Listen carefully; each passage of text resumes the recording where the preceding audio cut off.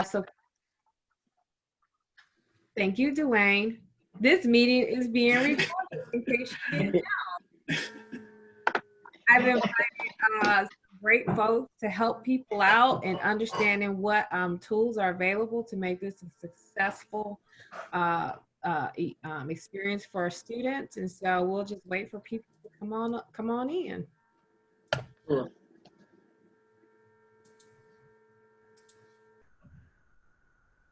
Oh, we got door prizes too.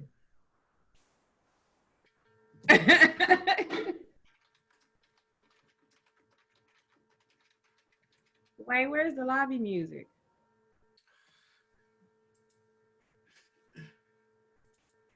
What do you want to hear today? Saying. We can do a little Ivory. We can do a little Fight the Power. We can do a little. Hello, everyone.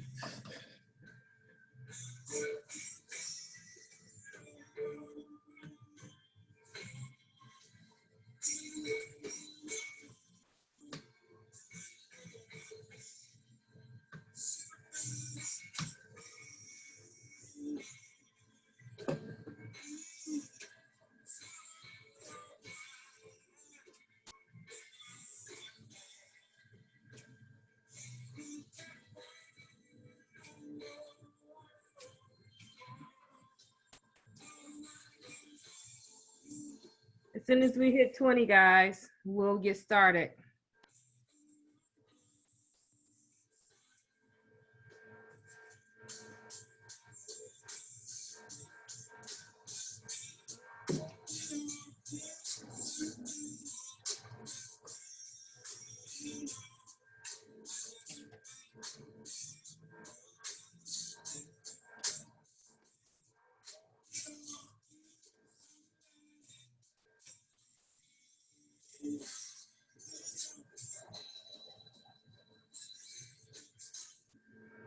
Whenever you want to get started, because I can sing that all day. I mean, I can just go ahead and play with that all day. It's all good. It's all good. Okay, so we are at, I think we're at 19. 18, 19. Okay, let's go ahead.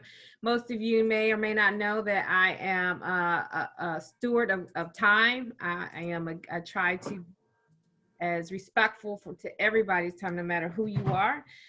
Thank you so much for signing up for this workshop.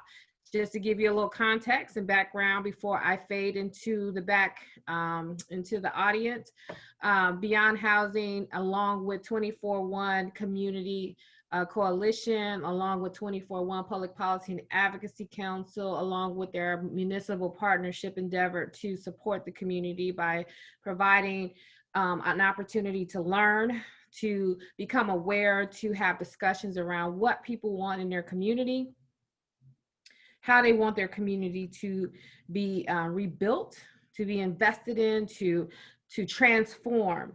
And of course, a part of that, as it was discussed in our community vision, was youth achievement and education. And that's something that we want to hold true and we prioritize. And so coming out of that community conference, we wanted to continue to develop some tools and resources to support parents as they go through and experience what learning looks like during a pandemic, during unrest, during social distancing. And so this is what we developed, listening to what the constituents and the residents said they wanted to understand. So we developed an agenda. You should have received an agenda probably about an hour ago, to kind of give you an idea of what to expect out of this. Again, we're only doing this if we can give you something to take back and actually use. There is a panel that we've collected. Some of these folks are very familiar to you and they will introduce themselves, but we have collected staff from Normandy Schools Collaborative, as well as Beyond Housing, with the support of MU Extension. Again, I'm Raina Spencer. I am the Director of Government and Community Relations, and my job is to simply listen, facilitate, and make things happen. And so this is our presentation to you of what we listened to, what we heard, what we developed to give back to you. So with that, I am going to turn it over to Joyce McGrath, who is our co-chair for our 24/1 Public Policy and Advocacy Council, who is also a former board member from Normandy Schools Collaborative and a resident and former parent of a Normandy School District graduate. So with that, I'm going to turn it over to you. Please look at your agenda to follow along with expectations and understanding of what you will learn as you move through this evening's program. Thank you so much. Thank you, Raina. Hello, everybody. And I see my invited guest on the call. That's very good. Thank you. So I invited some other educators to listen in that are outside of the 24/1 community. As Raina already said, she gave a very sweet intro. But the main thing is I really care about these kids in this district. So we wanted to have this conversation because coming out of the first community conversation, the word trust was a big takeaway. And so we just want to make sure that the parents know that they can trust some the people here in Normandy, in the school district itself, and then the people who rally around them, like myself. I'm a 30-some-odd year resident of Normandy, and so since my taxes are going there, why not be involved, right? So with that, I'm going to, I don't know how long we have. I think till 8, but you can chime in, Duane, if we have to get cut off or whatever. I'm not sure how you'll move into the time factor. You guys, I'll help as best as possible. So, okay, yes. Good. Okay. So I'm just looking at the agenda here. If you guys did not see it, we're just from 6:40 and we're right at 6:40. We were going to just go into introductions. So from here, I will move it on to, how about Carrie Collins? She's the Director of Education for Beyond Housing. Is she on the call? I am here. Yay. Introduce yourself. Hi. Again, Director of Education with Beyond Housing. On October 1st, I will have been with the organization for 2 years in close partnership with Normandy Schools Collaborative. I will say that I am a career educator, but this is by far my most favorite position I've ever had. I love the work our organization does in a school district that I love. This is how I get down. This is what I was born to do. So thank you for having me. Okay, so we'll move right on to Tina Clark Scott. She's the Assistant Superintendent of Normandy Schools Collaborative. Good evening, everyone, and I am just happy to be here this evening. Again, I'm the Assistant Superintendent in Normandy Schools Collaborative. I'm also a resident, and I'm also a parent in the district. I have 3 children who attend school in Normandy Schools Collaborative. I've been a principal in one of the elementary schools, and I've been in the Normandy School District for 9 years, starting this year. Wow. Okay, triple threat. Very good. All right. And we'll move right on to Duane Foster. He is our Normandy, he's a Normandy High School graduate. So he's an alum, but he's also correct me if I'm wrong, is the director of music education. Introduce yourself. Any of that. Yeah. Yeah, fine arts, whatever. Actually, I've never left. I've been sleeping in the choir room since 1987.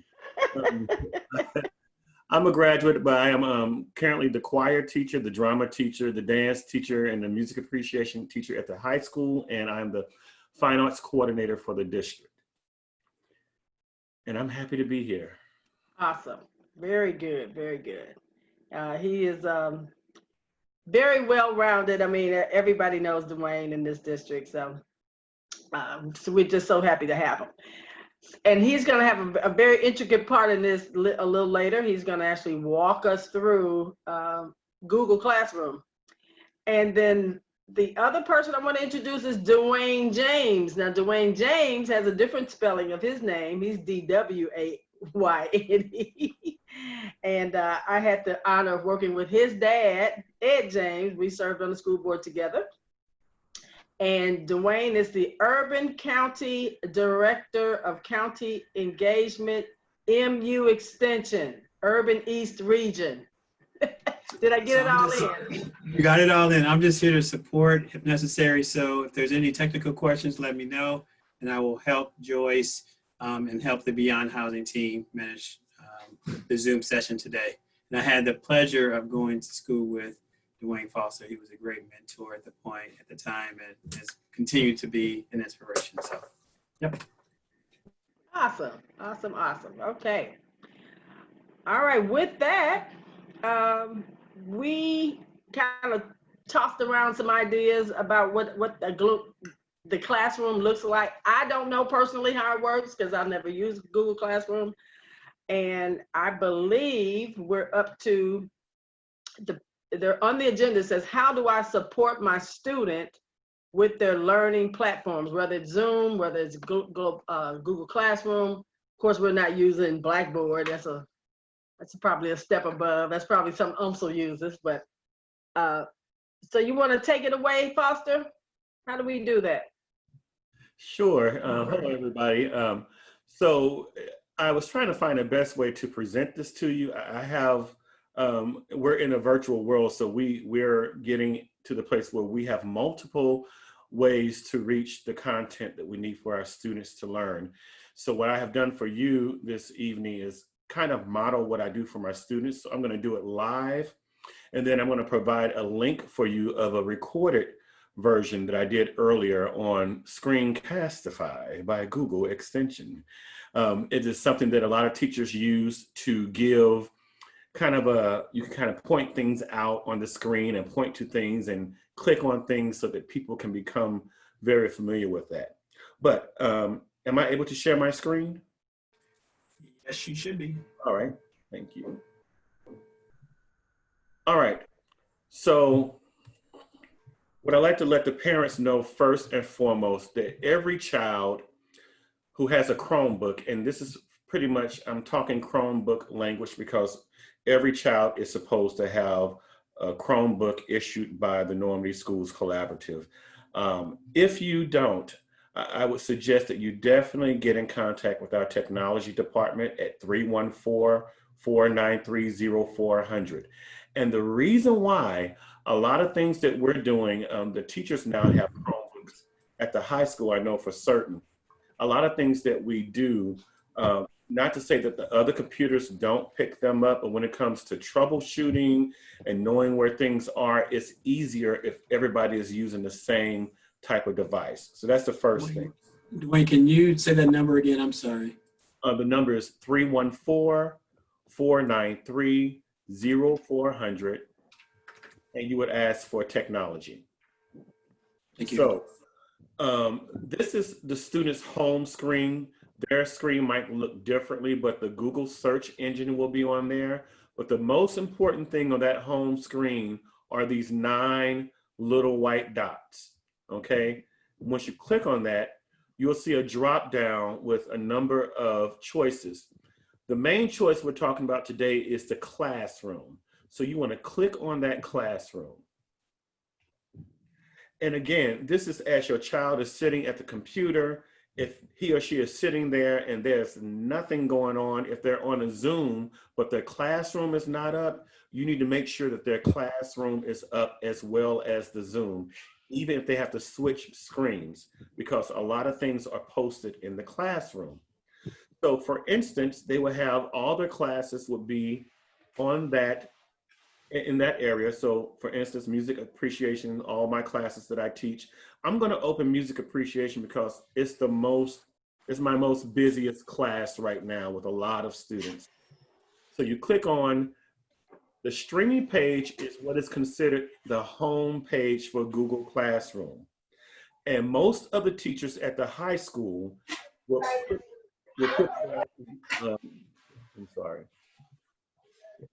put the Zoom link in the home page of the Google Classroom. So most of the Zoom links are located at the very bottom because it was the first post that most teachers put into their Google Classroom. So when you go back to the very beginning, it says launch meeting Zoom. So most of your child's Zoom class links, if they say that, oh, my teacher didn't send my link, that's not true. The link is located in the Google Classroom. Now, some teachers decide to mail those links to the students.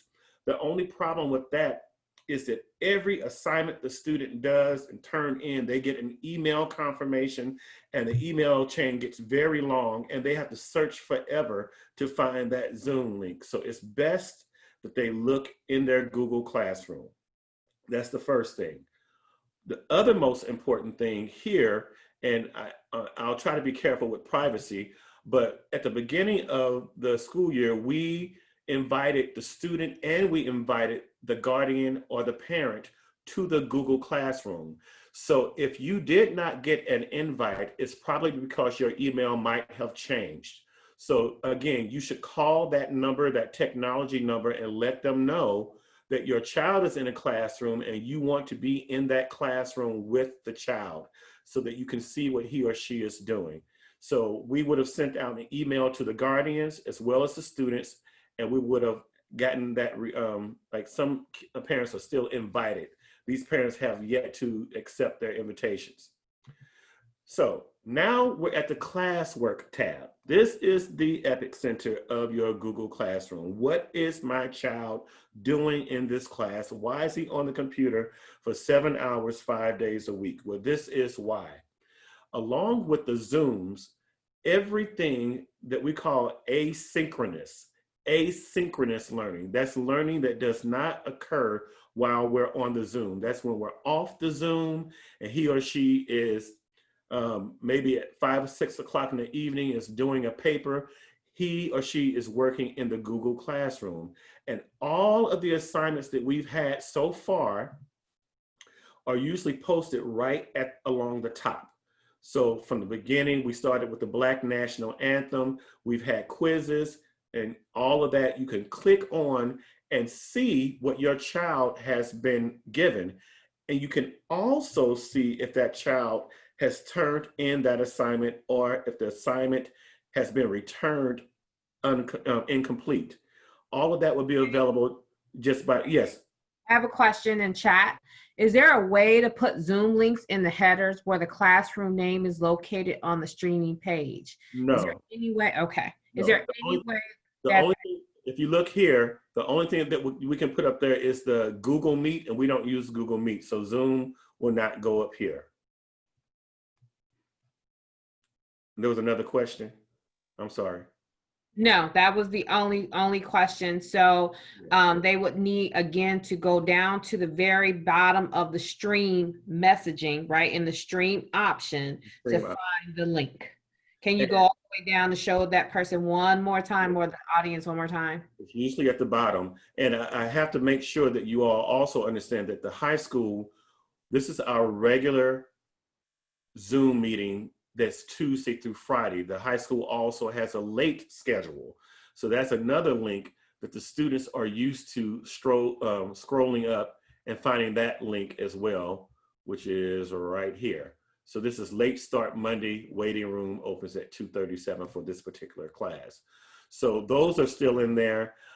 It would be wonderful to put them up here somewhere, but it's because it's a Google instrument, it's pretty much dedicated to Google Meet as opposed to Zoom.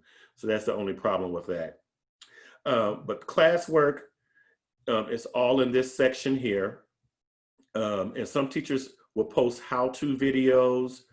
You will also have the lessons for the week will also be posted depending on that. But also students, if you look up here where it says class drive folder, students will have their student ID drive folder.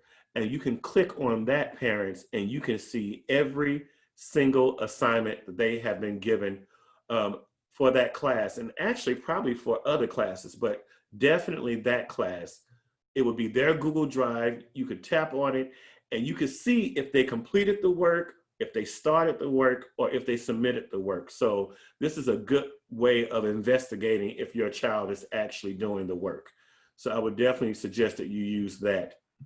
And also, parents, you can also communicate with teachers via Google Classroom by going to the section here, and you can click on, let me make sure I have that right. I can't do it from my page because I'm the actual teacher, but parents can go to this page and email the teacher, which is the same email that we've always had, the first initial last name at normandysc.org. All teachers would have that email address. That's pretty much it for Google Classroom. I really wanted to get into the Zoom because that's really the biggest troubleshooting situation that we're having at the high school. So I want to go off of share because I can actually do the things that I need to do on this particular screen. Now, actually, no, I can't. Oops. So you all can't see my cursor, right? Because I'm no longer, yeah. When that can make you a host, if that will help. That would help a lot because I'm going to Let me see if, yeah, I'm going to treat you all like students. Oh, share my desktop. Is that what you're saying? Okay. Got you. But yeah, okay. That's a good idea. There we go. I want to get more people. All right, so you all can see that I have 1, 2, 3, 4, 5 people on here, yes? Yes. So you are my students. So for instance, parents, if you're passing by and wait one second. We're seeing your desktop screen with all your folders. We're not seeing your Zoom screen. Oh, okay. We just see folders. Yep. All right. Really quickly, just so a parent just asked, how can parents monitor student attendance? Does that happen in your portal? Yes. So if Okay. I can definitely go to that. Well, I can't go into the portal, but what I would suggest, do they know how to get into SISC? If you could load up the SIS and not maybe log into it if it kind of divulges information that's protected, but if you can show them where to go and how they can log in so they can see the attendance, that probably would be helpful. Well, the best way is to go to the Normandy School District website and go to where it says quick links. So quick links, and then go down to where it says online registration parent portal, SISC 12 student information system. You would click on there, and then because I'm a teacher, it's not really going to come up, but you have staff, parent and student. Of course, as the parent, you're going to click the parent. And I believe the username is normally the student's ID, and then the password is their birth date. Don't quote me on that. I would actually call technology again if someone on the call knows if that's the case or not, but I think it's the student's ID number and then their birth date and year. Tina, I use it. It goes, you use your email address and then you make a password. So you can, it depends on it depends on how you're trying to get in. If Dwayne is correct, if you're going in as the student, but if you're going in as the parent, you're going to use your email address and your password. Okay. So, yeah. So email and password, and that will get you to all of their information, their attendance. I'm trying to see if we do anything through Google Classroom, but there's really no attendance marker via Google Classroom. SISC would be your only alternative. But again, I really want to address the hot issue is the Zoom.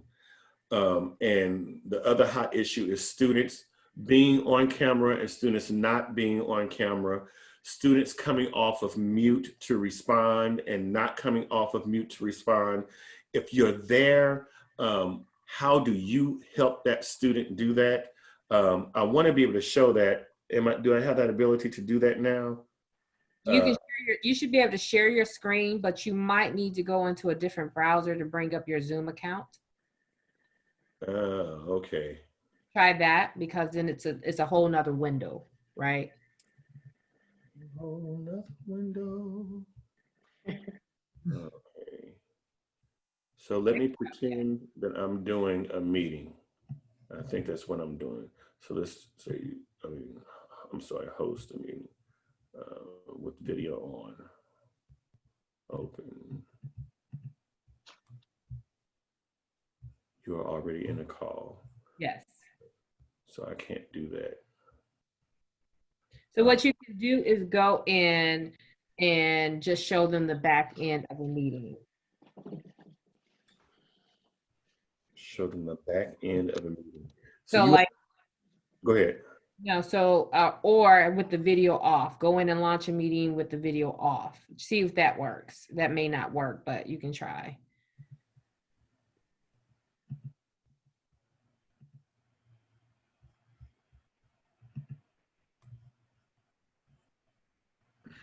Dwayne, if you want to, you can start a meeting, invite me. I've got another laptop sitting here, and you and I can do a meeting right now, if you want to do that. Okay.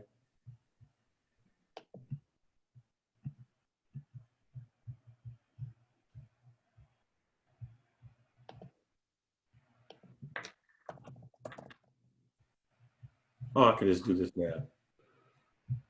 I'm sorry, Tina, I didn't do what you asked to do, but I can do it and do that.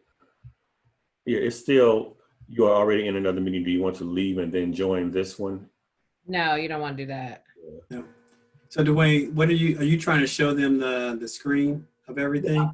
I want to be able to manipulate the screen that I'm on with the parents, with everybody on there. Like, I want to be able to, I want you all to see what I'm doing, to what I'm clicking on, basically, to get all the things to change. I got you. I mean, I can do a share screen of this screen that everyone sees, that you can walk through like the different videos and mutes and all that kind of stuff, if that will help.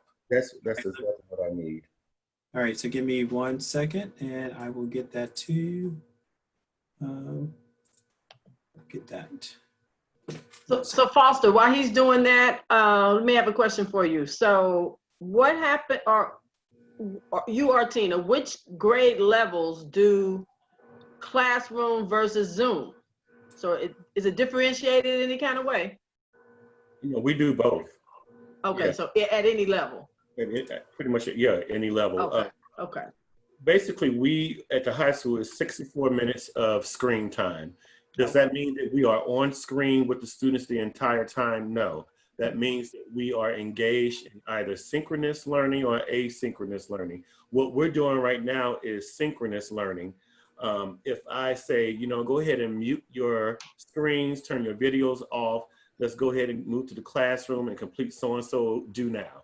I can go to the Google Classroom and I can see as students are turning their assignments in, and I could check their work and grade it and get it back to them.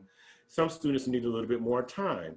And so we'll go back to the Zoom. If they need some reinforcement, we'll help them with that. Now, there are other classes where it's all discussion. We're on Zoom the entire time. And that's what I kind of wanted to address right now, because we have so many different options. Of course, parents, you know that kids can use the chat room, the chat discussion, but we also ask that the students respond by raising their hand. Parents, if you want to go to where it says participants and click on participants. Are you seeing, what are you seeing? No, that's not it. Oh. Okay.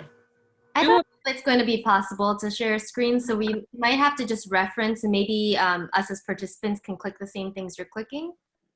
Would that work, Duane? Yes, also, I've made a video for Zoom and taking people through different things with Zoom. So I can also send that link before the meeting is out, and parents can open that link and just follow the instructions for that. But yes, again, we can just do what you just said though, Stephanie, as well. So if the parents want to go to that participants button, you will see over to the, there we go. You see yes, no, go slower, go faster, more. Now you want to click on more, and then you have a thumbs up, a thumbs down, a hand clap, need a break, and then you are away. And it's really important that students learn how to use the away button, because students have legitimate reasons. They have to go to the restroom. They have a little sibling who's crying, making a lot of noise, and they need to move them out of the room. And sometimes teachers take that as, oh, you're skipping my Zoom. Why are you not on Zoom? And then sometimes they get put into the waiting room.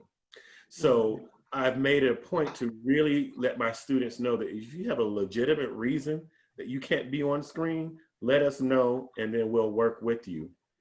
I may have something that you guys can use here really quickly. Give me a second. Okay. I'm going to share my screen. And what I've done is taken a screenshot of my Zoom. Y'all faces may be a little crunchy right now in this screenshot. I apologize because I didn't make y'all aware that I was taking this picture.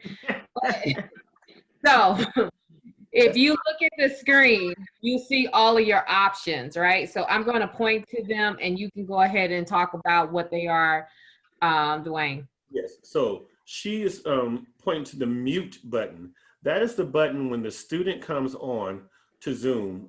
Well, let me go backwards, Raina, just to be certain. Parents, the first thing that students are going to do when they log into Zoom is they're going to be put into what is called a waiting room.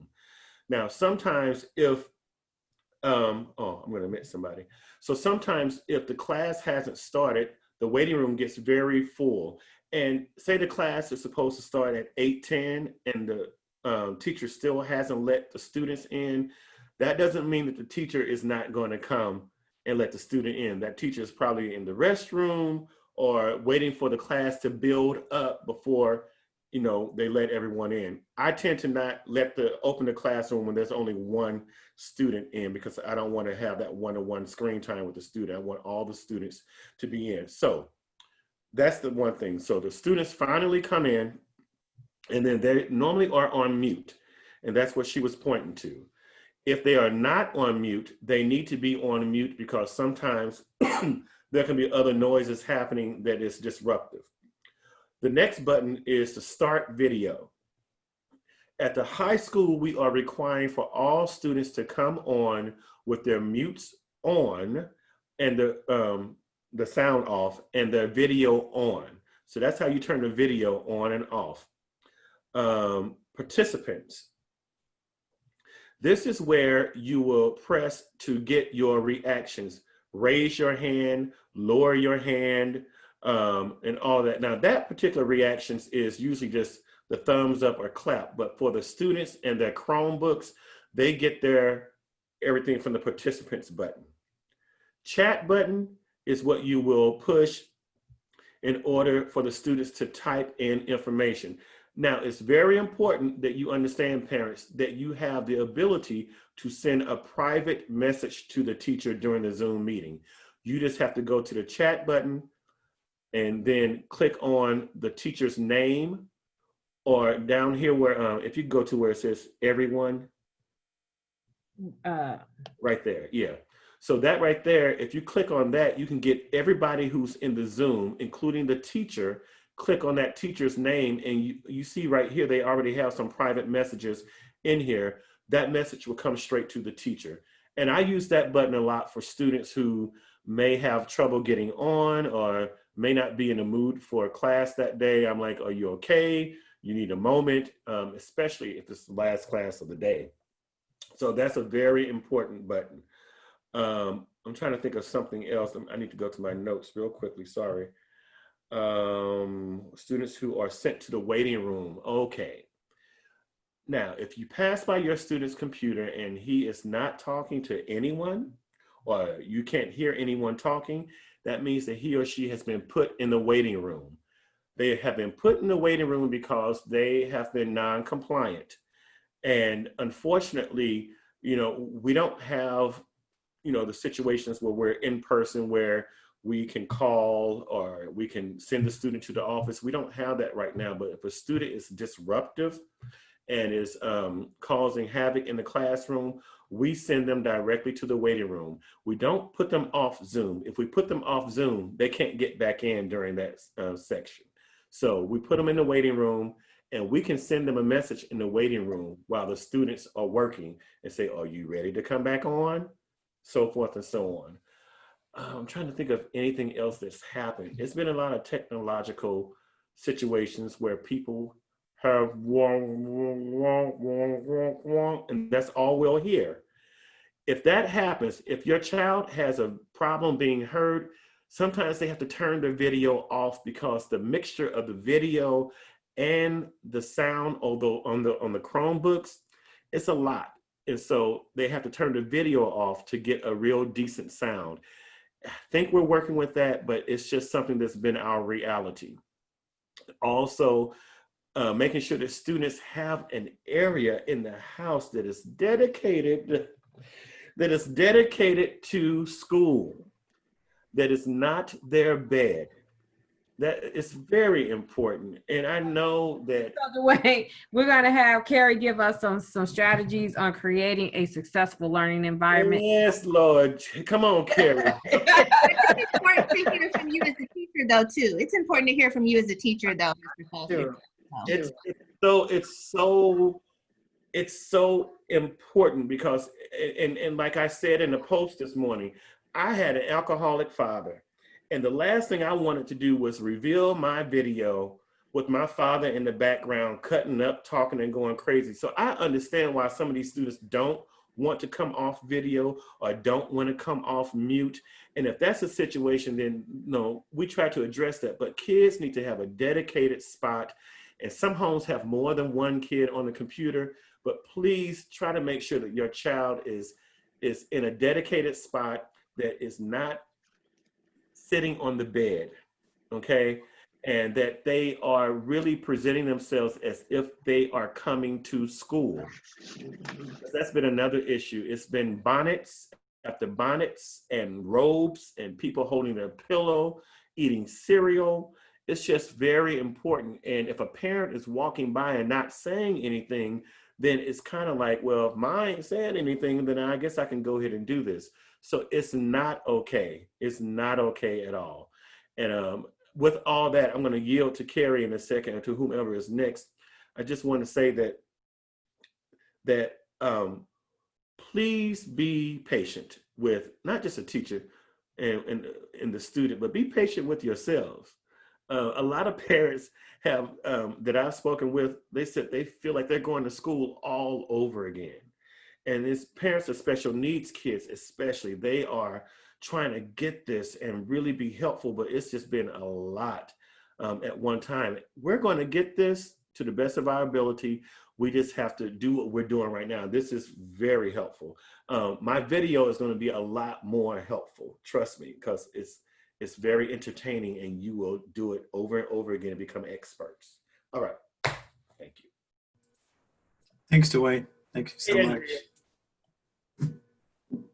I think we have Alright. Okay. you and Duane now. Is that the part, the prize, the door prize? It is. Is that where we are? Okay. Mhm. You break it up, Raina. I couldn't hear you. I said we have a $20 gift card. Did you guys get a question prepared? I have a question. All right. Is it for the general audience?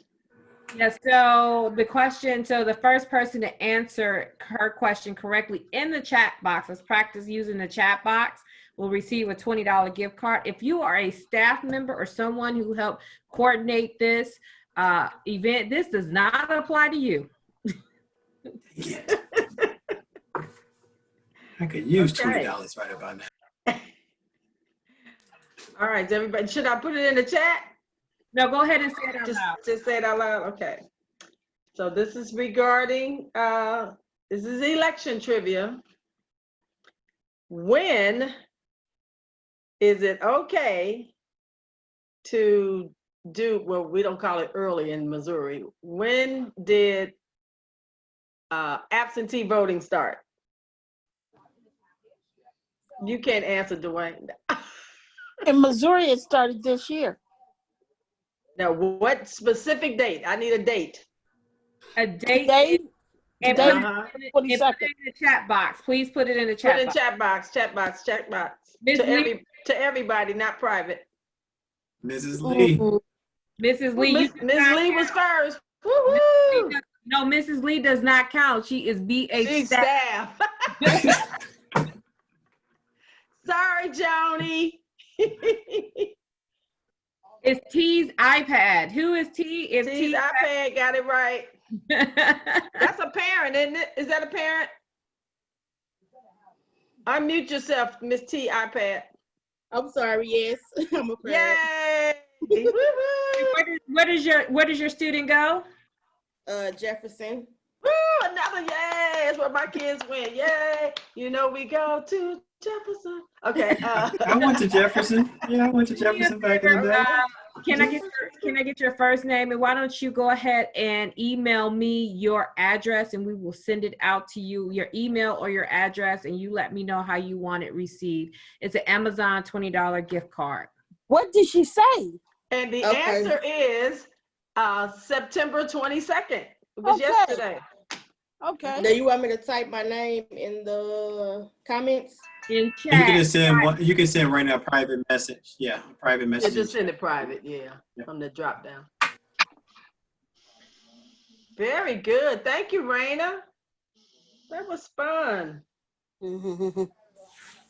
Okay, I'm done with my door prize. I'm gone. I'll let Carrie take over from here. Okay. All right. And I think that took us right up to Duane Foster. Did you have something else before Carrie comes on? You're gonna share a video at some point. I just posted the Oh, you video posted it. Okay. to the Google. Okay. And if you can't just click on it and get it, parents, you just need to copy this link that I just put in the chat and paste it to your, what's that thing called at the top? URL. Browser. The browser. Paste it to your browser and a lovely video will show up. Ah, okay. Ooh, y'all don't understand. Well, that was a very good presentation, but for my parents, do you have any questions of Mr. Foster before he leaves? Or is it something that we just want to tag on at the end? What Anybody? happened Go ahead. when the kids get kicked off the Zoom? You talking about if it's a technological reason why they get knocked off? Yes. So what has happened with me is they normally go to the Google Classroom and say, I got kicked out of Zoom. And so that's no problem. They probably won't be able to get back in during that session, but at least I'm aware that they just need to go to the Google Classroom and just let the teacher know that it was a technology situation. And Okay, but I know most of the time, sometimes it just pops them back in, but I'm trying to make sure it's not on my end. No, it's honestly, it's been a lot going on because most parents we just downloaded another program, Edmentum, and that's our data taking program. And so we found that a lot of computers were having issues with that. So kids are being knocked off like crazy. That's being rectified.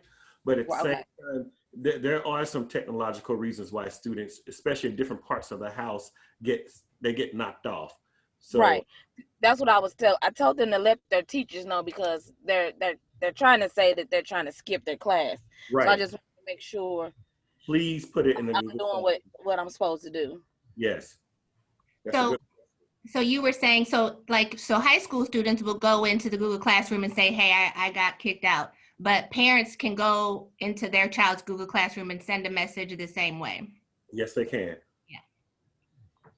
And Ms. Harris, if your internet is unstable, if you need a hotspot, let us know. If and you know what? That message does pop up sometimes. It does pop up. It says that the internet is unstable. So that will cause you to get kicked out. So if you need a hotspot, let us know. We'll get you one. Yeah. I'd rather do that to be on the safe side instead of them steady getting kicked off. Okay. Do we let the teachers know, or who do we let know? To get the hotspot? Yes. When my turn comes, I'll tell you. Okay, thank you. You're welcome. All right. Okay. Any other questions before we move to Ms. Carrie? That it? Very good discussion, guys. Thank you so much. So Carrie Collins, you want to take it away?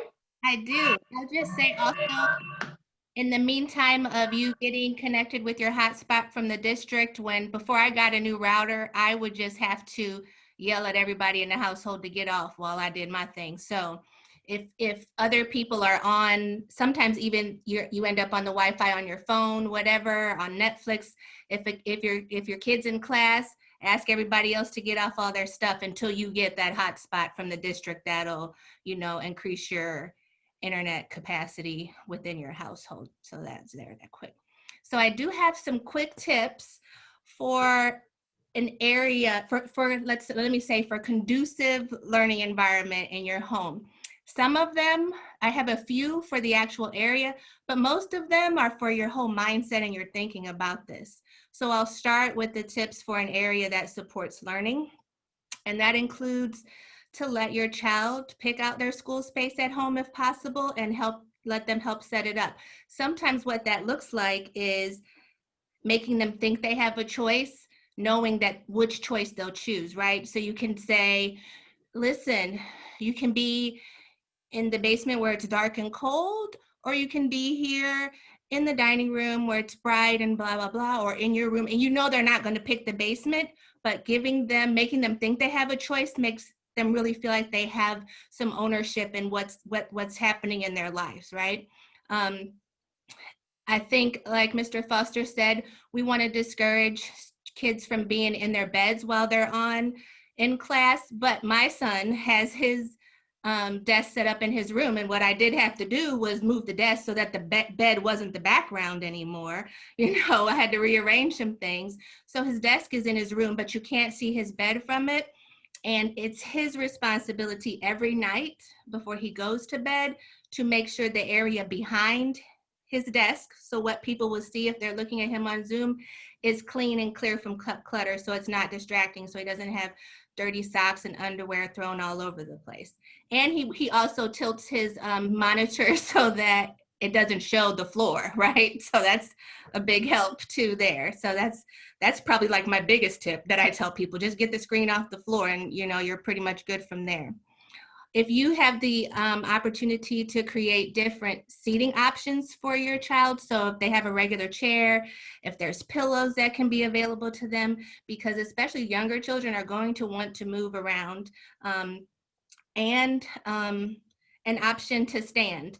Hopefully that's not too much of a distraction for the classroom, but if the teacher's okay with it, I would say as a parent, you should be okay with it too. A stool even sometimes causes them to have to focus more because they can't slouch back with a chair back. So those are just some things for your consideration. Also, if your home has the space for it, provide a second workspace. And this is good for you too, if you are working from home, so that you can change your environment if it seems to get monotonous and you're not paying attention to what's going on. Another good tip is to keep materials for each class separated. I hate to give advice that says to go out and buy something, but I will let you know I went to the dollar store and got baskets that were big enough to hold an 8.5 by 11 piece of paper. I got 4 different ones for my kids' class, and everything for each class is just in there. A separate notebook for each class, all of that. And he decided where that would be in his room within proximity to his classroom space, his desk, and he keeps up with that. Again, that's part of his nighttime routine to make sure everything's in there and ready for him to snatch it up the next day for class.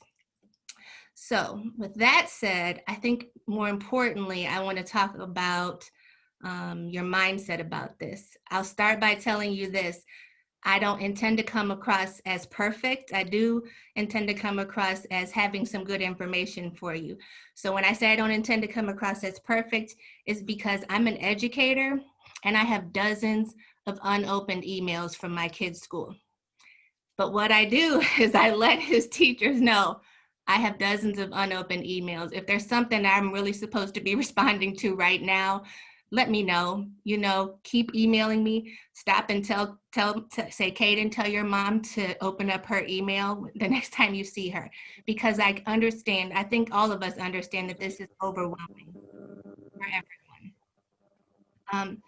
And I think because wording is important, another thing I want to point out is that this kind of learning is called many things. It's called virtual school, distance learning, online learning, etc. But this is not, etc. This is not homeschooling. Homeschooling, people prepare for months for homeschooling. They research curriculums. They talk with other people who are homeschooling. They join communities online of homeschoolers.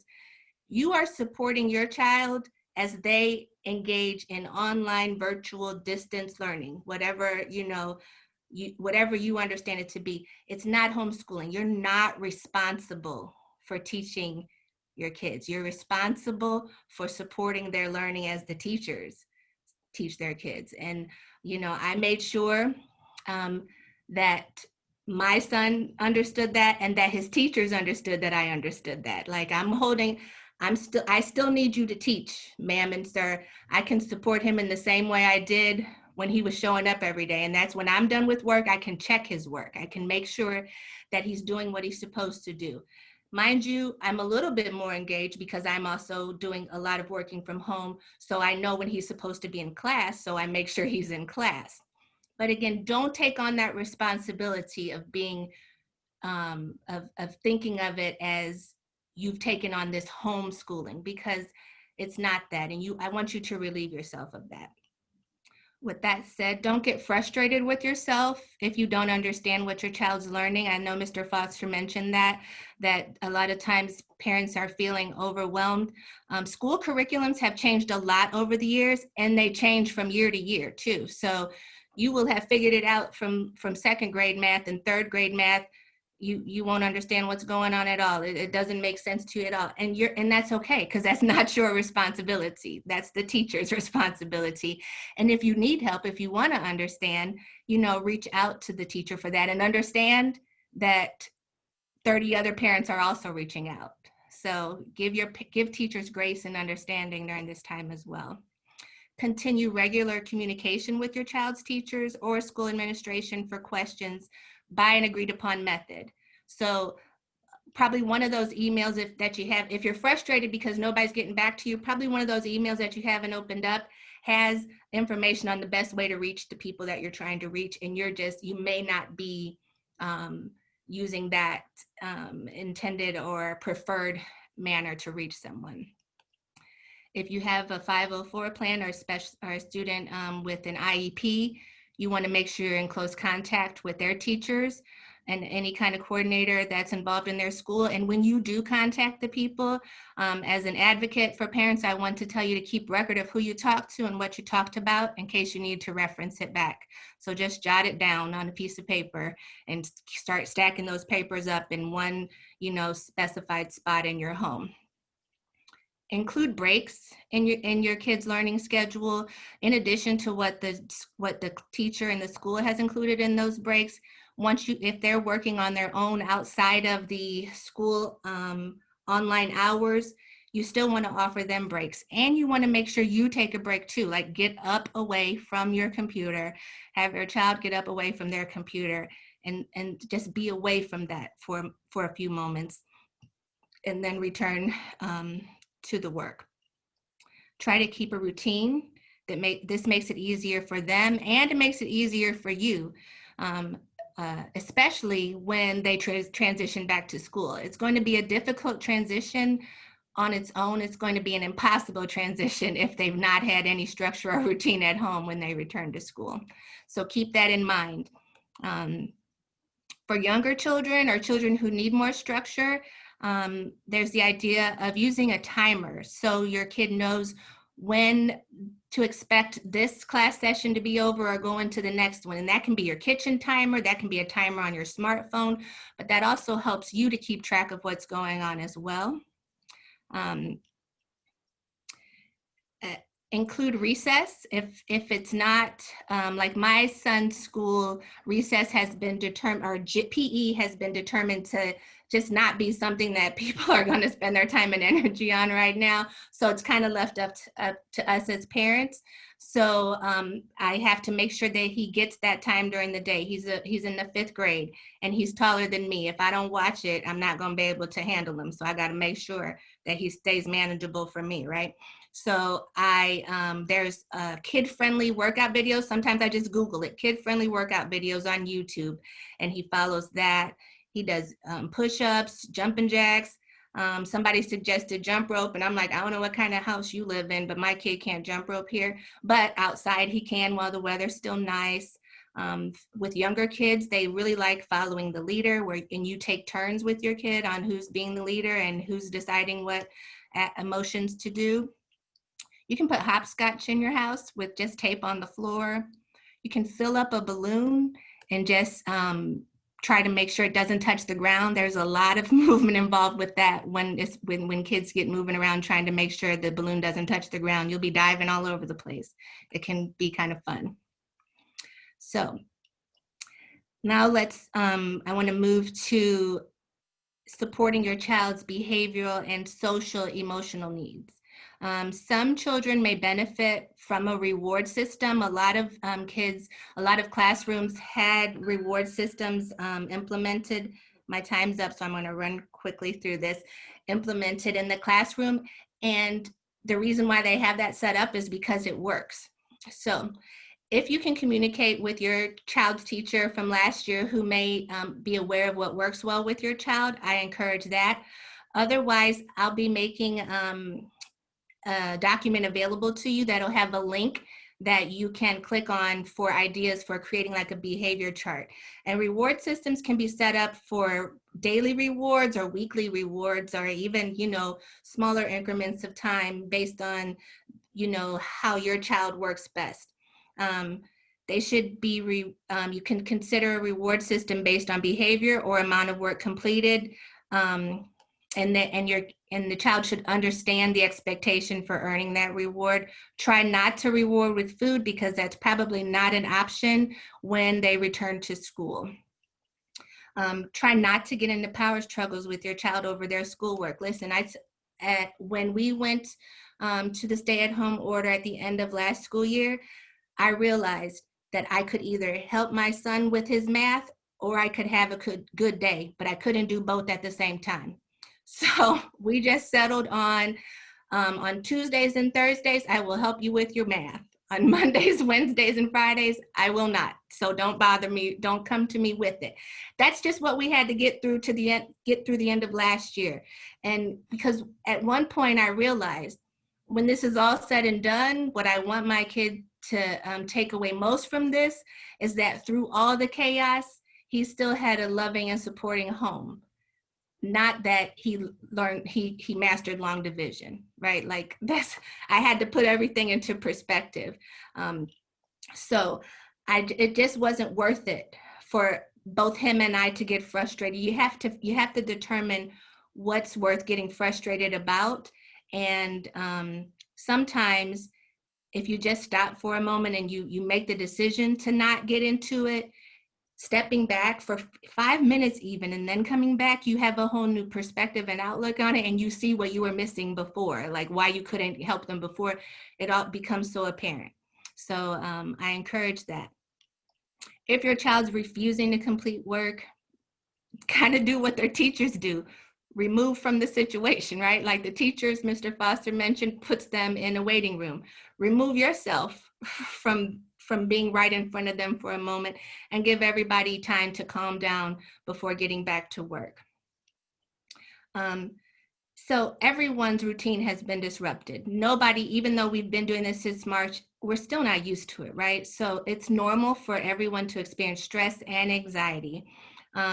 So when it comes to that, again, creating the routine, one of the best ways to help children cope with change is to implement structure. Routines help us anticipate what's coming next. If they can have a pretty good idea of how each day is going to go, that really reduces the probable anxiety and stress that they experience, and it reduces the same for you. Check in frequently and listen. How are you? Whenever I'm between calls, I yell up the steps, Katie, you doing okay? You know, or if I have a minute to run up the steps, I just run in and look and just see how he's doing. And if he wants to talk, I have had to learn to just keep my mouth shut and listen to what he's saying.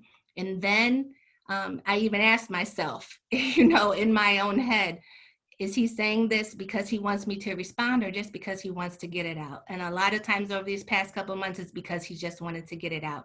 And all I've had to say is, okay, baby, you know, like, I understand. Or so, and then with that said, check with them frequently about how they're feeling and listen without interrupting. Hearing your child's concerns, validating their feelings, and keeping communication open. It's an important way to support them during this time. And also what you'll learn is that they learn to then do that to you too. They'll start asking you, you doing okay? You know, mom, you doing okay, dad? You doing okay, TT? How are you, grandma? How are you, papa? You know, they'll learn that how they'll appreciate that so much from you that they'll want to provide the same for you. I really want to encourage you to limit what your child hears and sees regarding COVID-19 in the media. Just because it's sensationalized, right? Let their information about this come from you after you've had time to really digest it and think about really what needs to be shared with them. Catch the signs of anxiety early, and they look different in everyone, but some of them are biting nails, being fidgety, irritability, tantrums, meltdowns, and with older kids, they could include aggression and self-isolation. So become familiar with those, ask about them, pay attention, and if you have concerns, be willing to consider seeking professional help. So before that though, you can offer them their own strategies for dealing with anxiety, and that's as simple as taking a breath. Throughout my education career and my parenting career, I've said, wait a minute, take a deep breath in through your nose and let it out. And that really does help to settle kids into situations where it's not frantic. Counting backwards from 100, going to a safe place in your home, the couch, wherever, where they can just sit there and not be bothered with the blanket or some pillows. Consider that. But then also, if you do feel that there are things that you are not managing well, please know that there are people in your school community who can connect you with resources. In addition to counselors and social workers, all Normandy schools, aside from the aside from CASA, have a family engagement liaison in them, and that is their job to help you with what you need. So you reach out to your school, to the family engagement liaison there, or we call them the 𝗟𝗃, for support in that area. And just keep your pulse and your mind stayed on what you can control. You can't control what's going on out in the world, but you can control, and your kid can control what happens in your house, right? Your kid has control over finishing their work every day. Your kid has control over telling you and everybody else in the family that they love them and that you love them. Your kid can draw pictures. Your kid can write a letter to teachers and friends, and stay connected. So what we've done, and I'm going to wrap it up here, in this time of isolation, staying connected is important. So what we do, we have a family group chat, but we've created one that has everybody, all the adults and kids in it, aunts and all of that. But then we also have one that we are mindful of what we put in it, and we just send encouraging things like, hey, y'all, keep up the good work today. You know, we made it to Wednesday. And then we have the other one where the adults are like, can you believe what's going on? Did you see the news today? And we keep the kids out of that one. But when they think they're involved in the family through this group chat, it really is helpful for them as well. And again, we're really mindful of what goes in the group chat with the kids in it is just all positive encouragement. And it's also a place for them then to reach out and say, you know, I'm mad, or I'm sad, or I'm frustrated, or can somebody buy me some new Jordans? And then everybody laughs, you know, and through all that. But still, it's still a fun way for them to connect. Okay, and we're going to cut you off right there. Yay. I know you could go on and on. Thank you for those wonderful tips. These things are never long enough. We always need more time, because it always gets really interesting. Thank you so much, Ms. Collins, right? Carrie? Yep. Okay, all right. And I think you kind of dove a little bit into what Tina was going to talk about. So before we do the next trivia, we'll hold up on the trivia. We want Tina to get in her presentation. So take it away, Dr. Clark.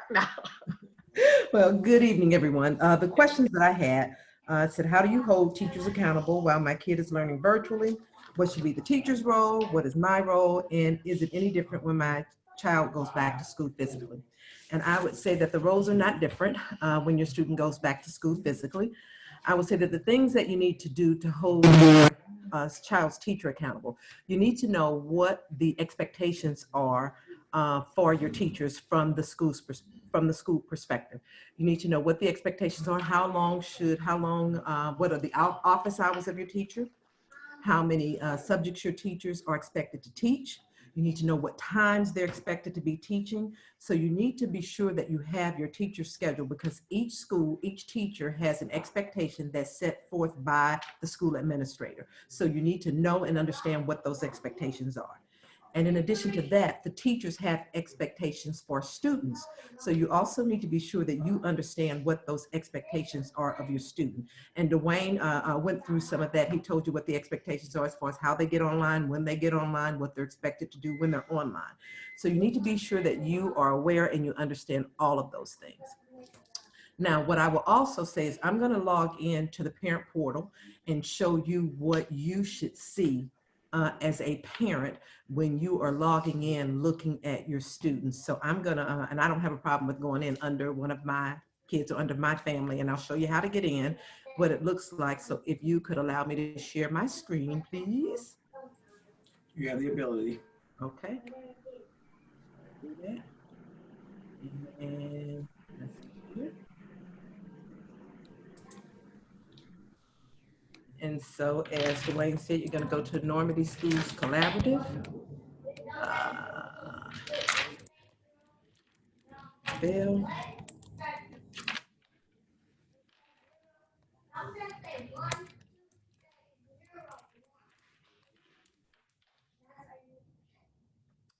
And when you go there, you can go to departments, and you can go from there to academics and support services.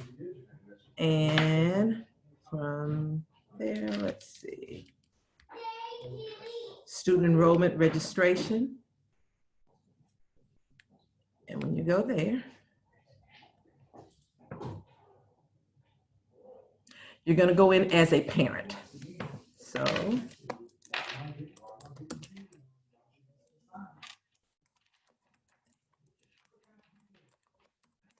you put in your email address and your password. And if you don't have your password or your username, some people change email addresses. If you don't have that, you can contact the school or contact my office and we can give that to you. And so what you're going to see looks just like this. And this is my little Christopher here. And so somebody asked the question about attendance. So you can check your students' attendance. You can do everything from this menu. And so if you go here and you check attendance, you can look there. And when you do, let's see, log that out. So when you go there, you will be able to see what your student's attendance is. So my Christopher has missed a day. And so it tells you that he has been present 12 out of 13 days.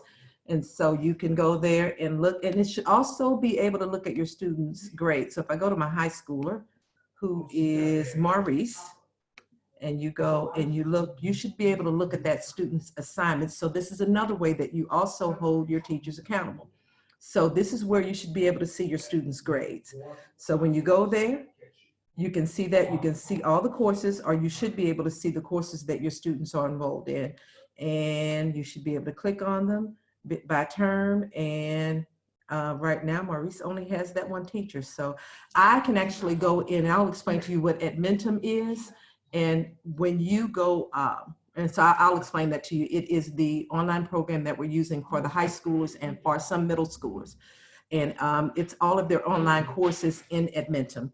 And you should also, as a parent, have a login and password for 𝗏𝗏𝗁 so that you can go in and see everybody's grades. But if you see something like this, like I'm seeing right now, and you see a teacher, you see courses, and you don't see any grades, that's a problem. So you should email the teacher and ask the teacher why you don't see their grades, because there should, well, right now we're only in the 3rd week of school, so it's pretty early on. But when you look at this, you should be able to see what your student is doing. From there, you should be able to see their grades, you should be able to see their assignments, their attendance, behavior, and believe it or not, although we are online, I've looked in and I've seen notes from parents or from teachers to parents about student behaviors. You should also be able to see your student's schedule. Everything that you need to look at for your student's account will be right here. So be sure that you have access to the student portal, and this is the way that you are able to hold your student and your teacher accountable for what your students are supposed to learn. Things are a little different. I will say, Duane talked a lot about the high school. At the elementary level, they use a few different things. 𝗏𝗏𝗁 is what's being used at the high school. And so all of the regular courses that your student would take if they were in person, they have them online, and that's through a program called 𝗏𝗏𝗁. At the elementary level, what they're using for the little bitties, they're using a program called 𝗪𝗪. And when you log into 𝗪𝗪, what you should be able to see are all the assignments. You will be getting, like if the principal or teachers send you messages, all of those things are going to come through 𝗪𝗪. So it was really easy for me. I didn't have to log in. When I got a message from from Christopher's school, I just hit the link and 𝗪𝗪 popped up. I could see assignments. I could see any notes from the teacher. Everything I wanted to know for my kindergartner was there on 𝗪𝗪. So you'll have access to all of that. And I believe 𝗪𝗪 is used for pre-K to maybe 2nd grade. For other students in the elementary schools, we are also using a program called 𝗏𝗏𝗏 and 𝗏𝗏𝗁. Hey, Tina, I want to put some of this into the chat real quick. So 𝗏𝗏𝗁, how do you spell that? 𝗏𝗏𝗁. Is that right, Duane? 𝗏𝗏𝗁, 𝗏𝗏𝗁. Now, what grades is that used for? That's mostly high school. High school. Okay. Mm-hmm. And then what is the next program that's used to manage student effort or work or? 𝗪𝗪𝗁. How do you spell it? S-E-E, or it may be S-E-W-S-A-W. Okay. S-E-W-S-A-W, and that's for what grades? That's for pre-K to 2nd. And then what is the other one? The other ones are 𝗫POD, NEARPOD, and KIDDOM, KIDDOM. And that would be for on through 8th grade. K, what do you say that again? K? KIDDOM. Oh, M. And that's for 8th grade. No, it's for like 3rd through 8th. 3rd through 8th. And these are all of the programs and platforms that parents should have a login or passcode, depending on the grade their student is, that can also support managing their progress. Yes. Okay. Now we do have some other ones that we use. For instance, we are using 𝗓𝗏, and 𝗓𝗏 is used from kindergarten through 8th grade. And 𝗓𝗏 is an assessment tool. We use it to assess students to kind of see where they are. And it can also be used to remediate or to challenge students. And it's students can log on that at any time.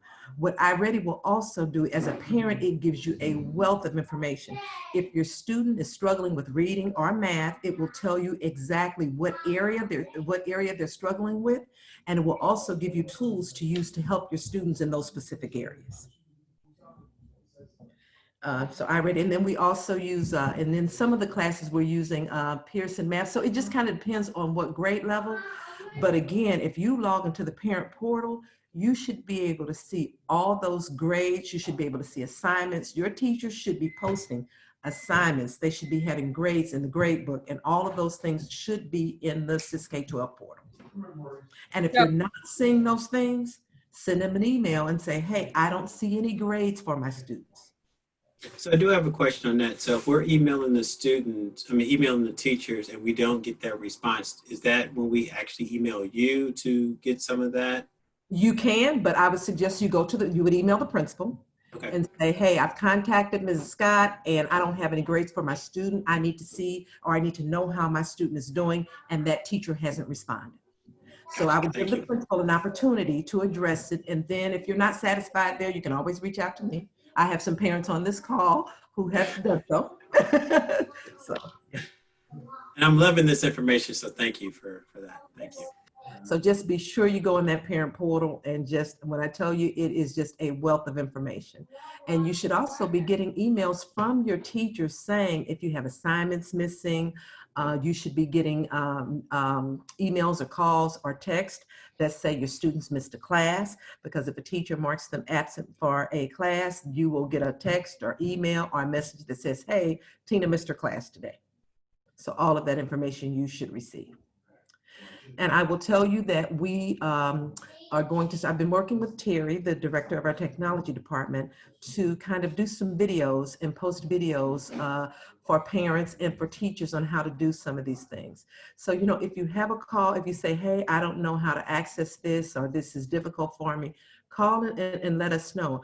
I will tell you that we have parents who are at just both ends of the spectrum. We have parents who have said, I've been at home, I'm doing online learning with my student at home. This doesn't work for me. I need my student to go to school. And so pre-K to 4th grade, we have tried to accommodate them. We would like for you to stay with what you've chosen, but if it doesn't work for you, we want to do what's best for the student. So if they're in pre-K through 4th grade and they say, I need to go to school, then what we're going to do is accommodate them. We're going to make it work so that they can go to school. But what we don't want parents to do is to say, okay, I'm going on vacation this week, so they're going to be virtual the rest of this week, and then I'll bring them back next week. Now, believe it or not, we have people who have done that, who have said, oh, okay, I need to go do something, so they're going to stay home and we're going to do virtual today. And so we have to explain to them that that's not how it works. You're going to have to do one or the other. But if there's a reason where you're in one, you have one learning program, you say, oh, this is not working for me, I can't do this. Or if they're in school and things change and you say, I need to bring them home and they're going to do virtual, we're going to try and accommodate you. So we're going to work with you to try and do what we need, you know, to do what you need to do. So are there other questions for me related? For that? I didn't hear you.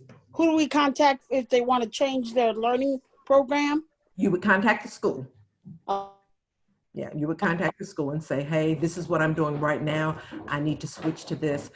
And if the answer is no, then the answer shouldn't be no. They will probably ask you more questions and say, okay, because if it's something they can help you with, what we would prefer to do is help you so that what you're doing works for you.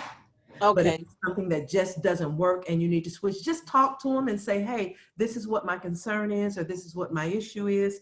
And so we can accommodate you, even if we have to move you to another school. Well, no. We want to do what's best for kids. Yeah, I understand. Thank you. No problem. I'm just going to go into, let's see. The other thing I had said upcoming dates and resources for Normandy families. There are all kinds of resources on the website. 𝗍𝗶𝘁𝗿 she will post a lot of things on the website. The one thing I will tell you is that we have now at the high school in North Hall, if you're having difficulty with technology, you can come to North Hall on Mondays, Wednesdays, and Fridays from 10 a.m. to 6 p.m. So I'll give you a minute to put that. Mondays, Wednesdays, and Fridays from 10 to 6. And then on Tuesdays and Thursdays from 8 to 4 to get assistance with your technology. So my screen's not working. I need a new cord. I need a hotspot. So Ms. Harris and whoever, if you're on the line and you need a hotspot, you can go during those hours and pick up the hotspot. All they're going to do is ask you for your identification and your student's name. And as long as you have registered online, they'll let you pick up your hotspot. Okay, thank you. Mm-hmm. And that's walk-in, Ms. Clark-Scott? You can walk right on in. And I will tell you the first couple of weeks, the first week or so that we were there, it was really busy because we still had parents who were picking up technology. And so that's changed some. We don't have as many people who are coming in. And so, yeah, usually it's not a wait. You just kind of walk right in and they'll send you directly to the technology area. You said North Hall? Yes, North Hall. Any particular floor? They'll tell you, the guard, when you come to the guard desk, they're going to direct you right to them. They're on the first floor. All right, thank you. You're welcome. And so the other things is, you know that every Friday, the elementary schools dismiss early, and they dismiss early because the staff, we have professional development for staff each Friday. And then for the that's for the elementary schools in the early learning center. And the high school has a late start every Monday. And so just so that you know that that's what we're doing. And then of course the fall break is coming soon. Have a good day. Okay, fall break is coming up soon. We'll have a fall break and I believe that's Halloween weekend. And it's the weekend of the election. So the students will have that Monday and Tuesday off and that's gonna be their fall break. Also on the website, if you have technology concerns where you just want to send somebody an email and say, can you help me out with this? You can always email the help desk and the help desk they will assist you. If you need something, you pick up the phone, you can say, hey, you know, I don't mind, call me and say, can you help me with this? And my administrative assistant, Miss Angie, is fantastic. And she also knows a lot. If you have any questions, if you need anything, you call Miss Angie and say, hey, can you help me with this, or direct me to the right person and she can help you as well. What is that phone number?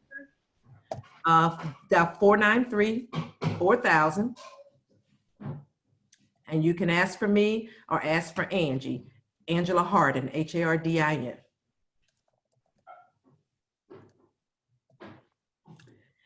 And I don't want to forget to let you know that we have 𝗪𝗐 Healthcare is there. They are still at the high school and they're open on Tuesdays and Thursdays for whatever your medical needs are, not just for physical health, they're there for mental health as well. And we still have partnerships with 𝗪𝗁 for students if they need vision services. I mean, all the same partnerships that we had before COVID, we still have, just have to do things a little bit differently.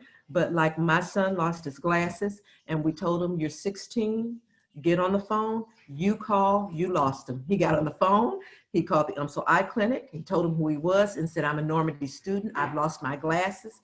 And they took all of his information and in about 3 days, we were able to drive by and pick up his glasses at no cost. Really quick, do you guys have a COVID protocol for kids?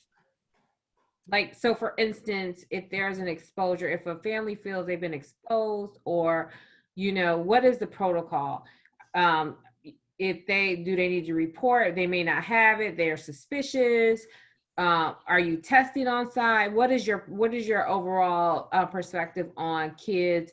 You know, the weekend has happened. There was some family over. There may be an issue. What is the protocol? So there is a protocol, and they have it at the schools. I don't know what the exact protocol is off the top of my head, but the first thing is that if you're not feeling well, the first thing we want you to do is stay home.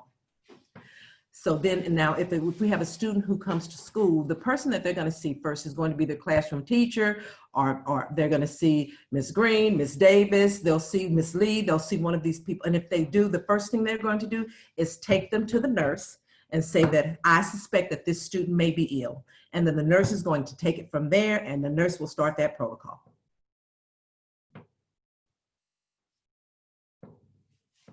Thank you. I just had one correction. I think you when you rattled off the number, Tina, it was you said 493, 4,000, I think is 0400. It is. You just correct. Okay. Yes. I just put it in there. Okay, great. Thanks. Yep, it is. So other questions, I will tell you that this has been a challenge for everyone. When I was listening to Carrie, I was like, wow, she's just right on. I will tell you that in March, when all of this occurred with my preschooler, I couldn't do it. And to be at home and working from home and working with him was such a challenge. It was frustrating for me to get him to sit down and do Zoom. He was like, look at my truck. I want to get my toys. There was just all kinds of things. And so initially I said, when school started, I thought, okay, he's going to stay home. He'll be home with his older brothers. He'll be able to do it. And then as we got closer, I said, no, that little booger has to go to school. And so I did. And so, and I had to get comfortable with it. And when I tell you every day he's saying, Mommy, do I get to go to school tomorrow? And he loves it. And so school is really going great at the Early Learning Center. And I believe it's just going great at all the elementary schools for the parents who really need to send their students to school. It's really been going great. We have a few parents who have called with concerns, of course, sometimes just not really understanding, okay, tell me what, how the school day is going, how is this working? But I tell you, it's been a challenge, but we're working through it. That's great. That's great. Any questions from parents right now? Anybody have any questions? We have about, we have 5 minutes left right now. 6 minutes maybe? 5 minutes. Okay. I have a comment. Okay. You all have just been a wealth of information. Thank you so much for this conference. Well, absolutely. And it's recorded, so you can go back and look at it at, where will it be posted? Our241.org, Raina? Yes, our241. And Dwayne, will you be posted on MU Extension possibly? Yes, I'll be posted through social media as well. Yes. Okay. Okay, thank you. Mm-hmm. Wonderful. Well, we're just going to wrap up a few little things here. I saw a couple of comments in the chat when we were doing the quick tips from Carrie. I think it was both Dwayne said, headphones actually work well as, really good too. So headphones, earbuds, something for this, and you can get those pretty cheap. So that kind of helps keep the kid focused, and then they can block out all the background noise. Dwayne James said he's available for math. Anybody need some math tutoring? Woohoo! And he put his, is this your email? Dwayne is spelled DWAYNE, the number 4, and then spell out TWO @gmail.com. Yep. Is that right? Okay. Yes, it. Woohoo! They could be calling you. Okay. And then let's see. Did I have something else on I jotted down? That's pretty much it. But we will end with our last trivia. We're still in election. I guess. What you want to say, Raina? Carrie just posted. She was supposed to do one more session around learning enrichment resource. So I'll let her talk about that really quickly before we hit that trivia. Oh, okay. Okay. No, I'm not. I'm just going to tell you that the link, the document of links that you'll get, they are really good. I didn't just go through and copy and paste. These are ones that I actually use with my kid that I've gone to recently before this to make sure that they're still accurate and good to go. So it'll be good for you. Very good. Thank you, Carrie. Thank you. I have here. a quick question. Raina, my Zoom, how to Zoom is still loading. Is there any way I can send it to you all after the fact and it could be posted somewhere for the parents to? Good question. Everybody that registered for this conference, our marketing team, Amy and Ben, I call him Benjamin, I never call him Benjamin, but Ben will be pulling all of your resources together in a great one-sheeter summary document where you can click into all the information. And so when you share that Zoom document, we'll post it on R24/1, and we will also send it out to everyone who registered for the document. And as well as, I'm sorry that it's red for whatever reason, I'm not in the red light district, I promise. It looks good. I like it. So we will make sure that you have the recorded video and the resources and the phone numbers that you need to make contact and to keep up with all of this information. It's a lot. I'm a parent with a high schooler and a middle schooler, so I get it. And I really wanted to make sure that you have this information readily available. So please share it with your fellow parents, and we'll get it so it's easy to use and to receive and process. Thank you so much. Awesome. So all you parents, your takeaway is you must share this with other parents that you know. And Will do. let them know that about all the resources. And again, I think that whole key word tonight was, not only trust, but patience. We all got to have a little patience through here because this is new for everybody. Yes. Even the governor has been tested positive today. He and his wife. Okay, so we will end with our last trivia. It's election trivia. And T cannot, wait a minute, no Beyond Housing staff, no one who held coordinate, not Miss Katina Allen. You've already received your gift card, yes? Yes? Yes. Okay. So not you either. So it reduces it to about 10 people on here. All right. Right. Okay, this one might be a little tougher. So we know that November 3rd is huge, huge, huge. Everybody on this call, I know it's gonna vote. I know you're registered, so I know you're gonna vote. Okay, but here locally, we have a representative that's on the ballot, and most of us should be in District 85, and he's running unopposed. Who knows who that name is? Put it in the chat. You put your hand down, Duane. Or Shaq. Ooh, ooh, ooh. Or yell it out. Who can yell it out first? Or yell it out. Who can you can yell it out. Like I said, this is a tougher one. But this is where we live, so we got to do where we live. We can't control what happens at 1600 Pennsylvania. Yeah. But my passport is in order. That's all I'm saying. I need to borrow your back scratcher because one of my toys fell under. Anybody? Kevin Wyndham. Google it. Yes! It's Kevin Wyndham. William. All right. All right, Hump. Yay. So William, if you could go ahead and send me your email address or home address, and I can send your $20 gift card ASAP. You can email me at rspencer@beyondhousing.org. Okay, repeat that again. rspencer@beyondhousing.org. You also received an email from me this evening, so you can just reply to that email. Right. All right, I got it. All right, congratulations. All right, great job, everyone. Thank you so much. Thank you. Thank you, Miss Jacqueline. Hoskins, yeah. Hoskins, okay, I just Yes. see HOSK ...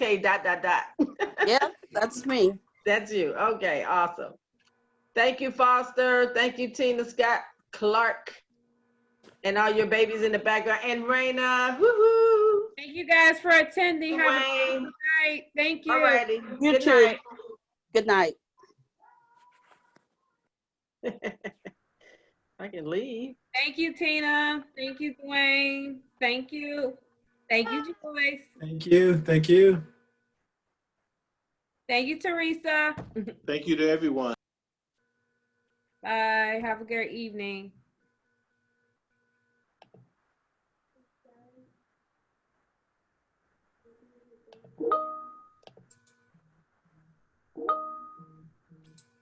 I'm removing too.